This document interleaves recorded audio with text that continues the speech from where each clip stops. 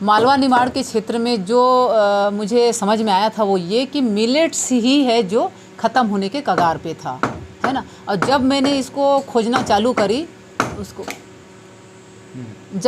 खोजना चालू करी तो मैंने पाया कि मिलेट्स ही है जो ख़त्म होने के कगार पर है और वही है जो हमारे सेहत के लिए सबसे ज़्यादा बेहतर है ना।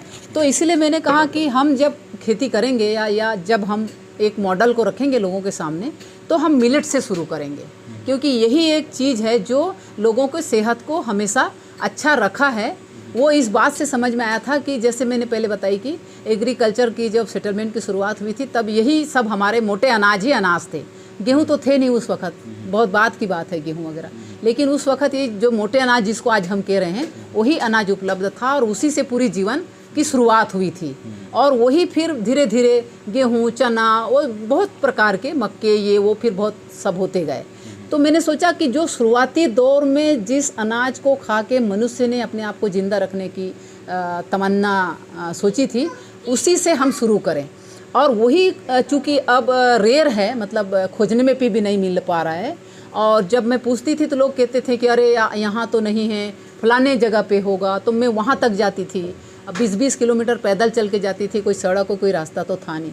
जब मैं ढूंढ रही थी बीज तब मैं काफ़ी मेरे को ढूंढना पड़ा है कि कौन सा चीज़ कहाँ मिल रहा है, जो मिल रहा है वो मैं ले लूँ। तो उसमें मैंने 6 प्रकार के मिलेट्स को ढूंढ पाई थी। अभी तो एक सांगरी जो बोलते हैं, सांगरी राजस्थान का नहीं है, लोग सांगरी बोलने से लोग राजस्थान का खाने का सब्जी समझ लेते हैं। सांगरी करके भी एक मिलेट्स है, मैं दाना दिखाऊंगी, बिल्कुल काला है वो, दिखने में तो भादी जैसा है लेकिन रंग काला है, ठीक है। और चावल उसकी वाइट है और बिल्कुल फिसल है, उसको कूटा नहीं जा सकता, उसको थोड़ा ऐसे घिस के ही निकालना पड़ेगा घट्टी से। तो भादी, बट्टी, राला, कुदरा, है ना, कुटकी, कोदो और सांगरी, ये 5-6 प्रकार के मिलेट्स को मैंने अभी तक बचा पाई। और इस मिलेट्स को मैंने पूरे देश भर में भी बेचा है। मैं ये चाही थी कि ये बीज सिर्फ हमारी बीज न रह करके, ये चूँकि मानव का प्रथम भोजन रहा है, मानव के सेटलमेंट होने की, अग्रसर होने की, प्रगति होने की जो बुनियाद है इस अनाज पे बेस्ड थी। तो इसीलिए ये जो बेस्ड हमारी बेस्ड की जो चीज़ें हैं खाने के, वो पूरे देश भर के किसानों के पास पहुंच जाना चाहिए और वो फिर पूरे मानव समाज तक खाने के अपने थाली में आना चाहिए। और इसी से हमारी सेहत जो है आ सकती है अच्छी, ऐसा मेरा सोचना हुआ और उसी को मैं ढूंढने में लग गई। शुरू मैंने मिलेट से ही किया, बाद में फिर धीरे धीरे मैं ज्वार पे गई, मैं ढूंढने लगी कि पुराने और कौन कौन से अच्छे चीज़ हैं, ये है वो है। जो भी बीज मुझे मिलते रहा मैं सब लाते गई और जिससे भी बीज लेते रही मैं उनका नाम, उनका पता, एड्रेस, उसको एक कापी में मैंने सब नोट किया हुआ है कि किससे ये बीज ली हूँ और कौन से तारीख पे ली हूँ, इसको कितने साल से उसने अपने पास सहेज के रखा है, ऐसा मैंने सब चीज़ों का लिख के रखा है। तो ख़ास चीज़ यही है मेरे कहने का मतलब कि मैंने मिलेट को ही देश भर में मैंने पहुंचा दिया। अभी मिलेट तो दूसरे इलाके में भी है, उड़ीसा में भी मिलेट्स है, छत्तीसगढ़ में भी मिलेट्स है, महाराष्ट्र में भी मिलेट्स है, लेकिन इस इलाके के जो मिलेट्स है जो ख़त्म होने के कगार पे थे उसको मैंने अपने पास सहेज लिया है। और इस बीज को मैं लोगों को भी फैलाने के लिए देते रहती हूँ, कोई ऐसे भी ले जाता है और टेस्ट भी करते हैं। जैसे हम कुछ प्रोग्राम करते हैं तो मिलेट्स के ही सारे खाना बनता है। तो मतलब ये जानकारी भी, इसके जीवंत भी सब उनके पास पहुँचे, ये मेरी कोशिश रहती है। और बोनी के ठीक पहले मैं सारे चीज़ को लेके बाज़ार में बैठ जाती हूँ। मेरे बहुत सारे दोस्त हैं, मेरे को बहुत लोग पहचानते हैं ना, 20 साल 25 साल से मैं इस इलाके में, लोग मुझे जानते हैं पहले से। तो कोई ऐसे भी ले जाता है, जीजी हम 2 बार ले लें, हाँ ले ले। कोई कहता है दीजिए मैं हमको ये, अब अगर मैं वो दीजिए, कोई लेने वाला कहेगा दूसरा टाइप का नीचे पहचानता हो तो मैं कह दूँगी यार ये 10 रुपये का है। तो कोई पहचानता वाला कह देगा जीजी आप 10 रुपया क्यों ले यार, 5 रुपये हम दे दे, ले जा यार तू वो तो सही है ना। ऐसा करके मैं इसको पूरे इस इलाके में फैलाने की कोशिश करती हूँ। जब भी सीजन आता है तो ये मैं जो लेना चाहे ले जाना चाहे ले जाए, पूरा फ्री है, कोई भी आए। और जब भी मैं काटती हूँ, जब भी मैं बोती हूँ तो आसपास के लोगों को जो भी मेरे संपर्क में है सबको कहती हूँ आना देखने के लिए। इस साल का इस साल ऐसे, जैसे आपको मैं बताऊँ, मिलेट सबसे अच्छा आया इस साल।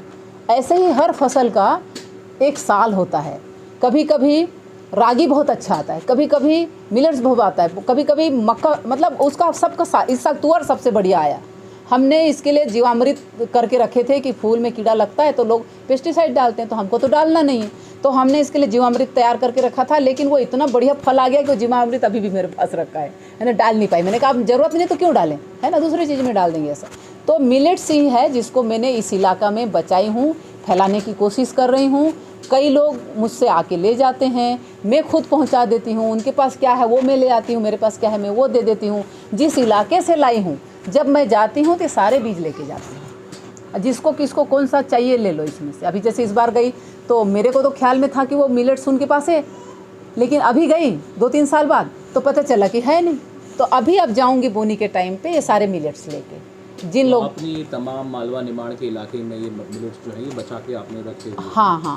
और आप इन मिलेट्स को किस किस को कहाँ कहाँ आपने दिया? अब तो जो देश भर में, जैसे अब मैंने कही ना बुल्ढाना की उसमें गई तो वहाँ के जो एग्रीकल्चर डिपार्टमेंट आया था वो बहुत सारे मिलेट्स के बीज ले गए, सारे मिलेट्स ले गए लगभग 200 ग्राम 200 ग्राम, और ज्वार भी ले गए, है ना। उसी तरह से मैंने बताई ना कौन कौन से, जो अभी राहुल बोल रहा था क्या नाम, दिल्ली का एक बंदा जो हमारे पास से बाजरा का बीज ले गया, है ना। नीति आयोग का एक बंदा, है ना, नीति आयोग का कुछ, नीति आयोग के पूर्व अध्यक्ष थे। हाँ, और मैं नाम तो भूल गई मैं। उनने कहीं से खबर पाया तो वो मेरे 20 भुट्टे ले गए थे वो। तो मैंने उनको सर को कही थी कि सर 1 भुट्टा 100 में दूंगी, तो उन्होंने कहा बिल्कुल, आप तो 20 भुट्टे भेज दीजिए, है ना। तो ऐसे करके मैंने अच्छे लोगों को भी दिया है, और जिनकी संपत्ति है मैंने उनको भी देने की कोशिश कर रही हूँ, देते ही रहूँगी। मतलब कुल मिला के मामला ये है कि फैल जाइए, और सबके किसानों के, मैं उनको कहती हूँ ज़्यादा मत बोना, अपने खाने के लिए तो बोलो। अब किसी दिन नहीं पकेगा कोई फसल तो मेरे पास भी नहीं रहेगा ना, तो इसलिए मेरा तो काम ये हो गया कि कोई ना कोई बोए इसको, और कहीं ना कहीं पकते ही रहे, तब जाके ये बची रहेगी। सिर्फ मैं बचाऊंगी तो नहीं बचेगा। कभी ऐसा भी दिन आएगा कि कोई हो सकता है कि इस साल भादी नहीं पकी, इस साल या राला नहीं पका, तो वो बीज कहाँ से लाऊंगी? तो कोई तो बोए जहाँ से फिर मैं वापस ला सकूँ, मेरे पास है उनको मैं वापस दे सकूँ। तो ऐसे करने से ये बीज बचाया जा सकेगा। तो मेन आइडिया मेरा ये है।